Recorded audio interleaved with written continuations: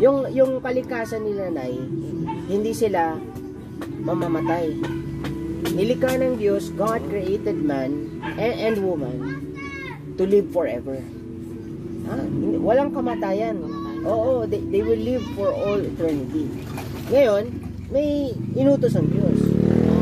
Sabi niya, medyo English na pero i-ano natin, Tagalog natin. Sabi dun sa Bible, sabi ng Diyos, of every tree of the garden, thou mayest freely eat. Sabi niya, dito sa paraiso, sa Garden ng Eden, pwede niyong kainin kahit anong bunga.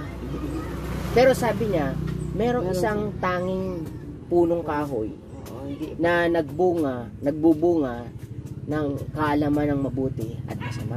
Sabi niya, pwede niyong kainin ang lahat ng mga punong kahoy dyan, mga bunga nila, pero wag niyong kakainin yung isang punong kahoy. Ang tawag doon, fruit of the knowledge, the tree of the knowledge of good and evil. Yung bunga niyon, wag niyong kakainin. Okay, inutos ng Diyos yan. Ngayon, si Satanas ay tinukso yung babae. Tama po? Ang pangalan niya si Eva. Ngayon, sabi ni Eva, ay sabi ni Satanas, sinabi ba talaga ng Diyos na wag ninyong kakainin ng punong kahoy, bunga ng punong kahoy, the tree of the knowledge of good and evil, or yung mga bunga doon sa Garden of Eden. Ngayon, si Eva, in short, si Eva ay natukso ni Satanas. Kaya nangyari, si Eva, ano kinain niya? Kinain niya yung pinagbabawal na bunga ng punong kahoy. Ngayon, ito po. Walang explanation kung bakit nilagay ng Diyos doon yung pinagbabawal ng punong kahoy. Pero ang punto ito po, ang Diyos ay nag-utos, huwag kakain ito. Pero si Adan, si Eva, sinuway niya yung utos ng Diyos. Kinain niya. At pagkain niya, sabi niya, lumapit siya doon sa bunga ng punong kahoy. Ngayon, hindi naman binigay nung ahas yung bunga ng punong kahoy. Paano niya hawakan yun? Lumapit si Eva. Sabi niya, wow, ang ganda naman ito. Tapos, mukhang masarap to. Tapos, sabi niya, pag kinain ko raw to, magkakaroon ako, magiging kagaya ako ng Diyos na magkakaroon ng kaalaman ng mabuti at ng masama. So, in short, kinain ni Eva. Pagkain ni Eva. Ang pangako ng Diyos, pagka kinain mo tong bunga ng punong kahoy na ito, makakaranas ka ng kamatayan.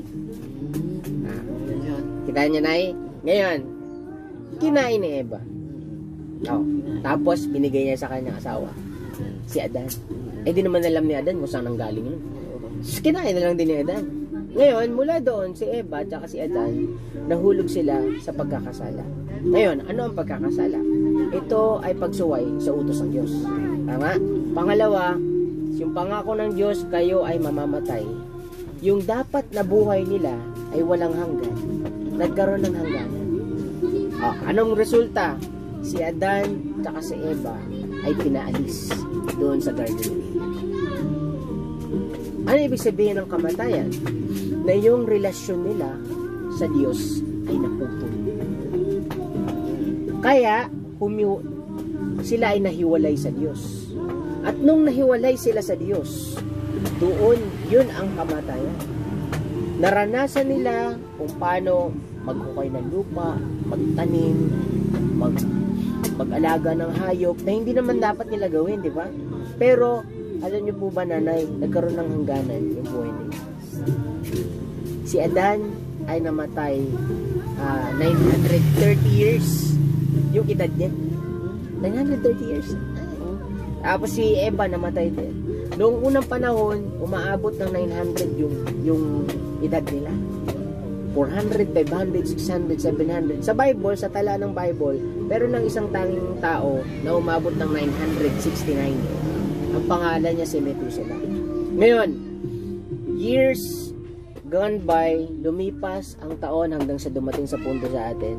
Sabi sa Bible, yung tao ay nabubuhay lamang mga 60 to 70 years. Yung iba umaabot na hanggang 100 lang. Di ba, Nanay? Pero after nun, patay na.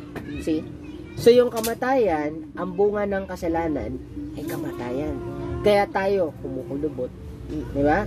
Tumatanda tayo eh. Yung ating katawan, nagbabago, kakaroon ng mga sakit. Yan ay bunga ng kasalanan, nanay. Ngayon, tingnan niyo po, nay.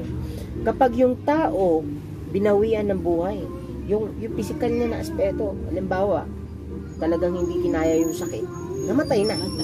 Merong isang parte ng ating being, pagkatao, na tinatawag na kaluluwa.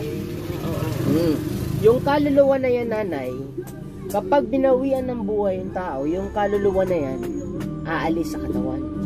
Yun kasi ang kamatayan eh. Paghihiwalay ng kaluluwa sa katawan. Pero yung kaluluwa na ito, nanay, ito ay kaloob ng Diyos na napakaganda. Bakit? Kasi yung kaluluwa na to, mabubuhay magpakailan pa man. Ngayon, dalawa ang pwedeng patunguhan ng kaluluwa. At alam natin yan, nanay. Doon sa langit o kaya sa impyerno. Oo, nanay. So yan, sabi ng Bible, as it is appointed unto man once to die, after this the judgment. Ano yung paghuhukom? Tayo ay huhusgahan ng Diyos na sa langit ka ba o sa impyerno. Automatic niya, nanay, once na mamatay ang tao, paghuhusga ng Diyos yung ating mararanasan. Ano yung paghuhusga? Langit ka ba o impyerno? Pero alam mo, nanay, doon sa langit, pag-usapan natin yung langit na yan. Ngayon, alam natin kung ano ang kamatayan. Ano ang kamatayan? Paghihiwalay ng kaluluwa sa katawan at paghihiwalay ng kaluluwa sa Diyos. Magpakailan pa man habang buhay na. Hihiwalay tayo sa Diyos. At paghiwalay tayo sa Diyos, nakakatakot din natin. Di ba ano nangyari kay Adan at kay Eva nung hiwalay sila sa Diyos? Naranasan nila ang kamatayan, naranasan nila yung paghihirap, yung 9 months na pagbubuntis ng babae, yan ay bunga ng kasalanan din. Lahat ng paghihirap na dinanas natin dito sa lupa, yan ay bunga ng pagkakasala ni Adan at ni Eva na ipinasa sa atin. Kaya kasalanan ni Adan eh. Pero wala na, patay na si Adan eh. Sino pa sisihin mo? Ngayon, bawat tao responsable siya sa Diyos. Bakit? Kasi ako, di ba may kasalanan ako na eh. Kayo rin may kasalanan na eh. So lahat tayo, bawat isa responsable ka sa Diyos. Ngayon, ito na eh. Pag-usapan natin yung langit. Tama na muna yung kamatayan. Mamaya babalik natin yan. Yung langit, nanay, alam mo po nakalagay yan sa Biblia. Yan, nakalagay sa Biblia. Ito, babasahin ko na yan.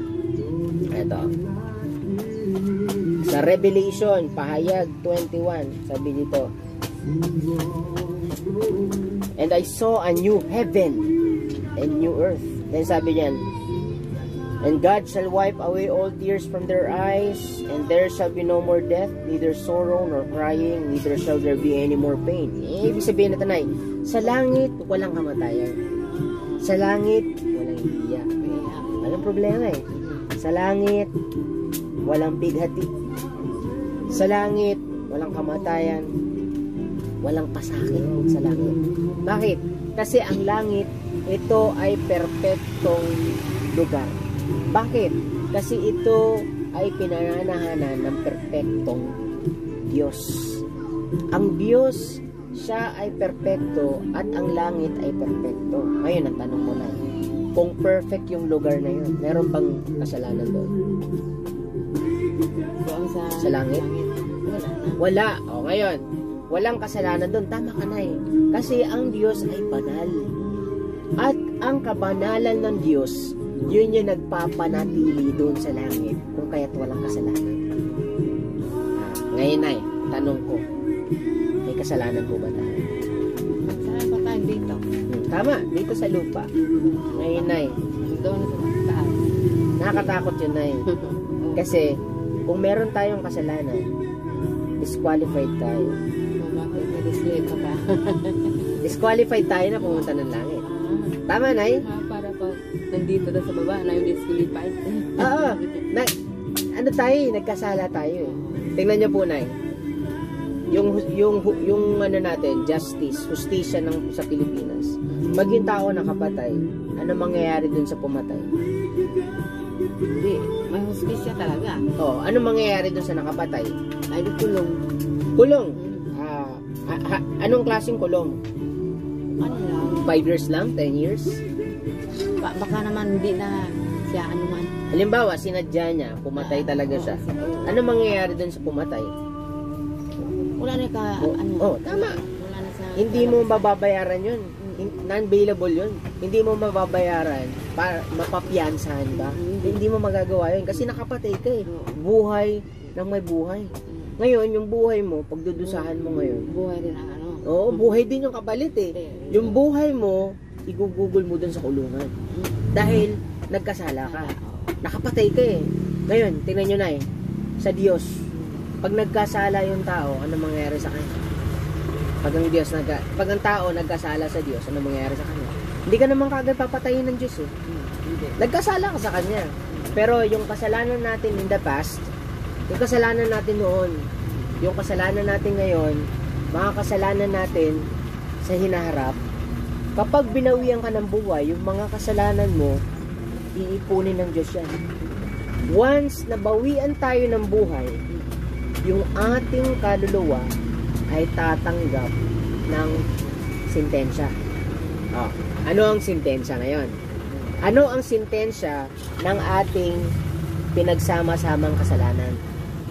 Kasi alam ng Diyos yan, nanay eh. Simula nung sanggol pa tayo hanggang sa bawian tayo ng buhay, huling hininga natin, alam ng Diyos yung kung ano nangyari sa atin. Perpekto yan yung pagkakaalam ng Diyos sa atin.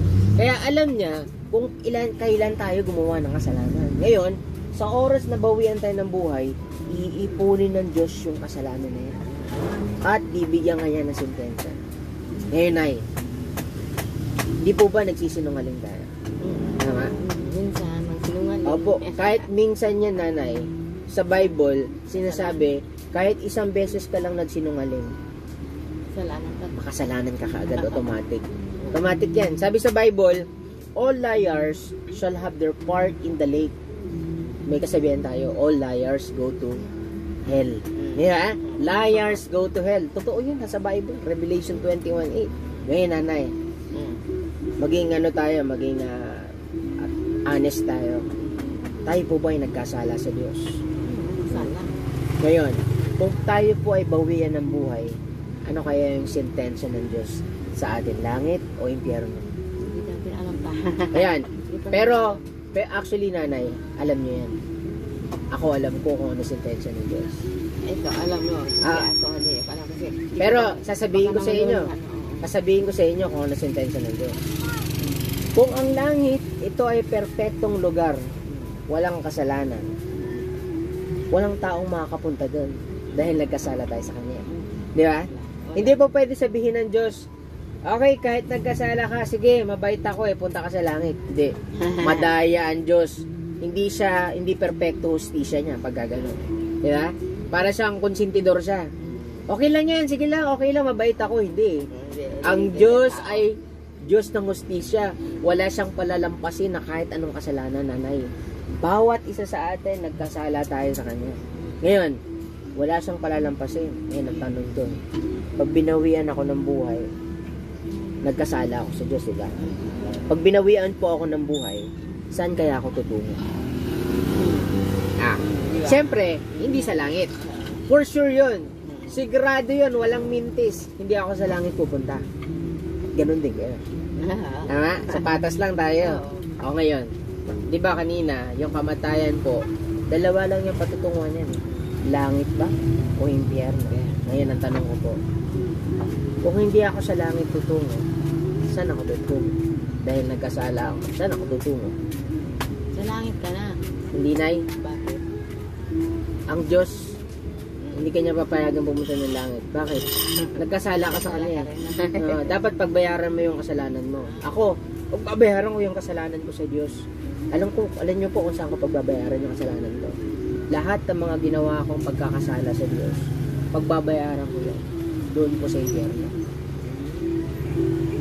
Ang impyerno, ito ay lugar na nilikha ng Diyos na hustisya.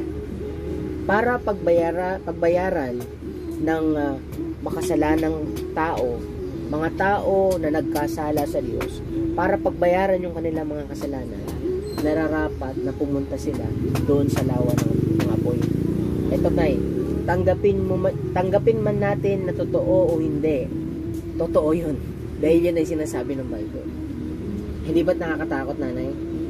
Na tayo nabubuhay dito sa lupa, may konting kaginhawaan, pero most of the time, puro tayo, nahihirapan. Diba, nanay? Lalo na pag may sakit tayo, may napipil tayo sa katawan natin, na mga karamdaman. Nanay, alam niyo po, yung tao, napakaikli lang ng buhay. Ang 70, 80, 90 years old, naikli lang yung taon na yan. Kumpara mo sa walang hanggan. Kumpara mo sa walang hanggan. Ngayon, nanay, ang rason kung bakit nabubuhay ang tao at pinananatiling buhay ng Diyos yung tao upang makilala niya yung bugtong na anak niya. Alam niyo, nanay, lahat tayo nagkasala sa harapan ng Diyos. At wala siyang dadalhin doon sa langit dahil sa kasalanan ng tao. Kaya gumawa ang Diyos ng paraan, nanay. Alam niyo po ba, ang Diyos ay Diyos ng pag-ibig. Paano niya pinatunayan? Meron siyang bugtong na anak. Sino po yung bugtong na anak? Si Jesus. Si Jesus. Hindi ba ang paniniwala natin, si Jesus ang ating tagapagligtas. Ngayon, nakuha niyo po, nanay. Papasok ngayon ang bugtong na anak ng Diyos dahil tayo ay walang pag-asa. Di ba, nanay? Bakit walang pag-asa? Hindi tayo pupunta ng langit dahil ayaw ng Diyos, dahil siya ay Diyos ng hustisya. At dahil nga doon, maaari tayong pumunta sa impyerno.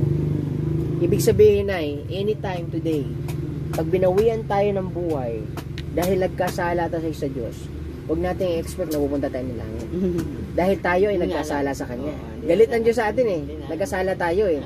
Ngayon, ano expect natin? Sabi ng Biblia, liars will go to hell. Ibig sabihin, tanggapin man ng tao na totoo ang impyerno o hindi, totoo pa rin yan. Tanggapin man ng tao na sa langit man siya o hindi ka pa rin pupunta sa langit. Bakit? Nagkasala ka sa Diyos eh. Sige, tanong ko, paano mo aayusin yung pagkakasala mo sa Diyos? Yun lang. Paano aayusin na eh? Yung sinasabi ng tao, magpakabait ka. Di ba? Naandun ba yun sa Bible? Sinasabi sa Bible, kahit magpakabait ka, may kasalanan ka pa rin. Yung problema. Sabi sa Bible, there is not a just man upon this earth that doeth good and sinneth not. Walang taong matuwid dito sa lupa na gumagawa ng mabuti at hindi nagkakasala. Ibig sabihin, nanay, kahit gumawa ka pa ng mabuti, ang punto ito, may kasalanan ka pa rin sa Diyos. Hindi mo mababayaran ng kabutihan mo yung kasalanan mo. Tama, nay? Ngayon, dahil sa pag-ibig ng Diyos, actually, ayaw ng Diyos na pumunta tayo sa impyerno. Ayaw niya. Actually, hindi nga natutuwa ang Diyos na pumunta ang tao sa impyerno. Nais ng Diyos na iligtas ang tao. Bilang patunay, nanay, isinugo niya ang kanyang bugtong na anak. Anong pangalan ng bugtong na anak ng Diyos? Si Jesus. Bakit? Yung problema natin na kasalanan ay malutas. Nung si Kristo ay ipinanganak, nabuhay siya ng matuwid dito sa lupa for 33 and a half years. Matuwid, nanay, walang bahid ng kasalanan o karumihan yung kanyang buhay. At nung bandang dulo ng kanyang buhay, siya ay pinako sa krus. Ngayon, bakit pinako si Kristo sa krus? Dahil sa kasalanan. Nakuha po natin yung punto. Nanay, si Kristo ay pinako sa krus upang ipakita sa lahat na ganito ang pag-ibig ng aking Ama. Ayaw niya na kayo ay mapahamak sa inyong mga kasalanan. Kung kaya't ako bilang kanyang anak, bugtong na anak, ay inaalay ko ang aking buhay sa kanya. Bakit? Upang magkaroon ng kapatawaran ng ating mga pagkakasala.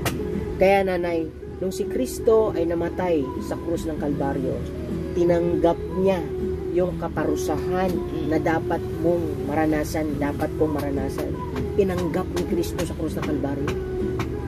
Tayo na dapat pumunta ng impyerno, naranasan ni Kristo sa krus ng Kalbaryo kung ano yung impyerno. Bakit? Para sa sangkatauhan. Jesus Christ died for all. Namatay siya para sa lahat. Lahat. Nay, bakit ganun? Kasi nais niya na ikaw iligtas sa impyerno.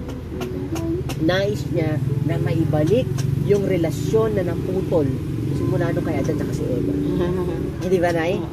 Nais niyang ibalik. Ngayon paano? Andito, dumating yung Biblia at sinasabi na si Kristo, inalay niya ang buhay niya para sa iyo. Kaya niya po, Nay, nung si Kristo ay namatay sa krus ng Kalbaryo, tiyak yung kapatawaran natin. Yung dugo niya ay panlinis sa ating mga pagkakasala. Mga pagkakasala noon, ngayon, at pagkakasala sa hinaharap. Nanay, yung kamatayan ni Kristo sa krus ng Kalbaryo, sapat para linisin yung kasalanan niya. Kasalanan niya. At hindi lang po yan, Nanay. Si Kristo ay siya yung isinugo mula sa langit upang maging tagapagligtas natin mula sa kasalanan at sa impyerno. Ito pa, Nanay, nung namatay si Kristo sa krus ng Kalbaryo, di po ba't nilibing siya? Pagkalibing sa kanya, 3 araw pagkatapos, ano nangyari sa kanya? Buhay. Tama, nabuhay siya. Ang tanong, bakit siya nabuhay? Kasi isa lang, ibig sabihin nun, Diyos kasi siya eh. Nakita na kayo ng taong nabuhay? Wala. Wala. Zombie tawag doon pagka ganun. Palabas. Pero si Kristo, nung siya ay namatay, pagkarapos ng 3 araw, siya ay nabuhay. Ngayon, anong ibig sabihin ng pagkabuhay niya? Yung kanyang pagkabuhay, yun ay patunay una na siya ay Diyos. Kung Diyos siya, walang imposible sa kanya. Ang pagtubos ng kasalanan mo, ng kasalanan ko, ay hindi imposible sa kanya. Pangalawa, tinanggap ng Diyos yung alay niya bilang kabayaran ng ating mga pagkakasala. Si Kristo namatay sa krus ng Kalbaryo, tinubos yung kasalanan natin. Pero Nanay, alam niyo po, gayon man na si Kristo ay namatay sa krus ng Kalbaryo at ang kapatawaran ay pinangako niya, nararapat po na magsisi tayo. Magsisi tayo. Pagsisihan po natin yung ating pagkakasala sa Kanya. Bakit? Kasi sabi ng Diyos, sabi ni Kristo Jesus, siya ay tapat at matuwid na patatawarin tayo sa lahat ng ating mga kasalanan at mga kalikuan. Nanay, good news, hindi na natin kailangang pumunta ng impyerno. Mamamatay tayo, pero hindi tayo pupunta ng impyerno. Kung magsisisi tayo at mananampalataya ko tayo kay Kristo bilang ating tagapagligtas. Yun lang yung balita, Nanay. Paging parte ka man ng relihiyon, hindi kanyang dadalhin sa langit. Walang relihiyon sa mundong ito na makapagdadala sa langit. Bakit? Isa lang ang tagapagligtas, yung nakapako sa krus. Si Kristo lang. Walang relihiyon na nakapako sa krus, Nanay. May nakita ba kayo sa krus? Roman Catholic Church, Baptist Church, INC, Mormon, Jehovah's Witnesses. May nakita ba kayo nakapako sa krus na gano'n? Wala. Sino ang nakapako sa krus? Jesus lang. Si Jesus lang. Kasi Nanay, ito po. Halimbawa, ito ang Diyos. Ito yung tao. Yung nakapako sa krus, siya yung tulay para umabot tayo sa Diyos. Idudugtong niya ulit yung hagdan na naputol. Hagdan ng relasyon ng Diyos at saka ni Eva at Adan. Di ba, Nay? Ngayon, Nay, sabi sa Bible, si Kristo ang tagapamagitan ng Diyos at ng tao. Ngayon, Nay, sabi ng Diyos, inutos niya, magsisi tayo sa ating mga pagkakasala at manampalataya tayo, magtiwala tayo doon sa ginawa ni Kristo sa krus ng Kalbaryo para sa atin, para sa inyo, Nay. Gayon na lamang ang pagsinta ng Diyos sa sanlibutan. Sinugo niya, ibinigay niya ang kanyang bugtong na anak. For God so loved the world that He gave His only begotten Son, upang ang sino man na manampalataya sa Kanya ay hindi mapahamak sa impyerno, kundi magkaroon ng buhay na walang hanggan. Ngayon, Nay, ang utos ng Diyos, 2 bagay. Magsisi tayo at tayo ay magtiwala kay Kristo sa pamamagitan ng panalangin. Nay, imbitahan ko kayo sa isang panalangin. Ang panalangin na ito, nanay, ito ay pagsisisi dahil nagkasala tayo sa Diyos. Pangalawa, pagtanggap kay Kristo Jesus. Bakit? Dahil hindi natin nailigtas ang sarili natin sa impyerno sa pamamagitan namang ni Kristo. Alam niyo, nay, si Kristo, siya, naranasan niya yung paghihirap na dapat natin maranasan. Naranasan niya yung impyerno na dapat natin maranasan. Naranasan natin yung mga pagyuran. Oo, yan lang. Wala pa yan. Mga tuwa, lakas ng ulan. Pero pag nandun tayo sa lawa ng apoy, sa impyerno, habang buhay tayo nandun, nanay. Pero si Kristo, tiniis niya ang lahat ng mga bagay na yon hanggang sa bawian siya ng buhay. Bakit? Dahil mahal tayo ng Diyos. At dahil ayaw niya tayo mapahamak sa impyerno. Pero nanay, yung pagliligtas ay matatamo lamang kung tayo ay magsisisi at magtiwala kay Kristo. Kaya, nay, iniimbitahan ko kayo sa isang panalangin. Nay, manalangin tayo. Okay lang po ba, nay? Okay na yun. Kapag naman sa Panginoon. Opo. Sige po, tayo ay manalangin, nay. Mangyari lang, nay, sumunod po kayo sa aking panalangin. Ito po ay gabay upang may pakita ninyo, nay, yung inyong pananampalataya sa Panginoon. Yung profession of faith ninyo, nay. Ngayon, nay, inimbitahan ko kayo na magsisi at magtiwala kay Kristo sa isang panalangin. Okay? So, anong kailangan natin, nay? Tayo ay nagkasala sa harapan ng Diyos. At dahil nagkasala tayo sa harapan ng Diyos, disqualified tayo. Hindi tayo pupunta sa langit. Maaari tayong tumungo doon sa impyerno. Wag naman sana. Pero yun yun yung sinasabi ng Biblia eh. Pero, mahal tayo ng Diyos. Isinugo niya ang kanyang bugtong na anak. Ibinigay niya ang kanyang bugtong na anak upang mamatay sa krus ng Kalbaryo at danasin yung kamatayan na dapat nating danasin. Actually, nanay, dapat tayo nakapako sa krus eh. Dahil tayo nagkasala eh. Pero bakit yung bugtong niya na Diyos na walang kasalanan, siya nakapako? Dahil ito tayo na yun. Ito yung krus natin. Ito si Kristo. Siya nakapako sa krus. Na nararapat tayo. Kaya, nay, dapat talaga natin pagsisihan yung pagkakasala natin upang mapatawad tayo ng Panginoon. Yung pangalawa, kinakailangan natin ng tagapagligtas. Okay, so tayo manalangin, nay. Pikit natin mata natin at sundan nyo lang po yung aking panalangin. Gagaya ko siya? Opo, sundan lang po. Okay po, nay, ariin nyo po yung panalangin na ito na sa inyo at kayo po ay nananalangin sa Panginoon na yan.